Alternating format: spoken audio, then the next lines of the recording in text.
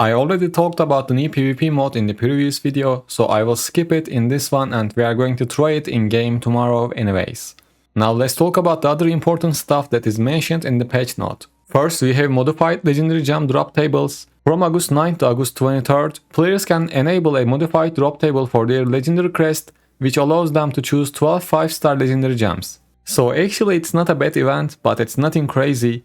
Whenever you receive a 5-star legendary gem, it is guaranteed to be one of the gems you selected up to total of 3 Elder Rift attempts. Well, limiting this event to just 300 Elder Rift runs sounds kinda funny because they didn't provide us a crazy boost or anything like that. And even if you don't modify your drop table, it will still count towards your limit of joining 300 Elder Rift runs with the modified drop tables.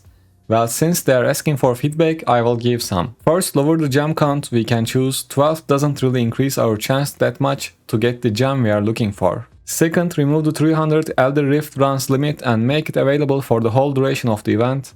I think these will make this event better. Next, PC version leave in open beta. I don't know what is going to change when this client leaves the open beta, but it seems like we are celebrating this with a new bundle we can buy. That's a celebration for Blizzard, I guess. And the limited bundle features 300 Eternal Orbs, 3 Legendary Crests, 3 Rare Crests, and 10 Aspirant Keys. Other than that, all clans on deck and Shields of the Heart limited time events are coming back. Nice, I guess, who cares, let's move on to the good stuff.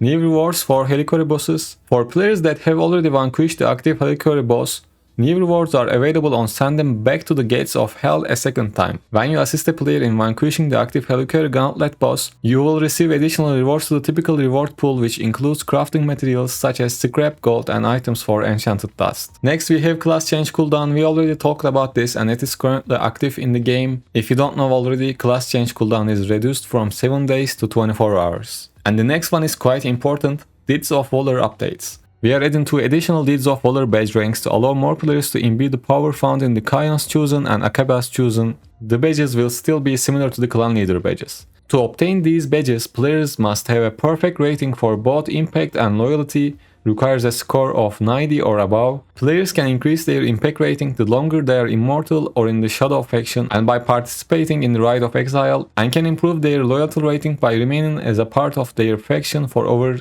90% of the reign. Players still only need an exceptional rank for activity and participation. It looks like players that can participate in Rite of Exile are gonna be able to get 12% buffs from Deeds of Valor. I will make a more detailed video about this one. Next, character stats screen updates. The character profile in the UI will now update to accurately reflect your stats when playing in battlegrounds or other areas of the game where Strife debuff is active. This should provide better clarity on the true measure of your power when engaging with your most fearsome adversaries in PvP content. Note that when viewing items themselves, your stats will remain unchanged, but overall character stats will be accurate for the PvP mode you are engaging in. This UI update does not change any functionality to the Strife debuff or to the scaling of any items in the game that weren't previously active. This one is really important as well. Immortal Rewards increase. Becoming an Immortal is one of the highest honors one can attain in the Sanctuary. We have heard your feedback that the access to the power and rewards did not live up to the determination needed to become an Immortal. Thanks to this feedback, we are refreshing and increasing value to the rewards and gameplay systems for the cycle of Strife.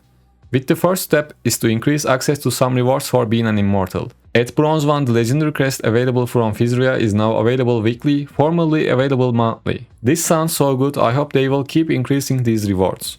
Next, Starfire description update. I talked about this a lot, was scared that they might remove the knockback effect from the gem because it wasn't mentioned in the description. But luckily they didn't do that and they just updated the description and now it includes the knockback effect. Next, Ironbane Legendary Gem PvP update. The Ironbane Legendary Gem was unexpectedly affected by the Strife debuff in PvP, providing less enemy movement reduction than in other areas of the game. This has now been fixed so that the enemy movement speed reduction up to 16% for a rank 10 gem is the same across all game modes. And lastly, we have Hiding Helmets update. The ability to hide your helmet is now available on the following gear sets: Crystalline Echoes, Sacred Vials, Children of Lilith, Bronze Wardens, and Children of Inarius. And that's all for this one. Take care.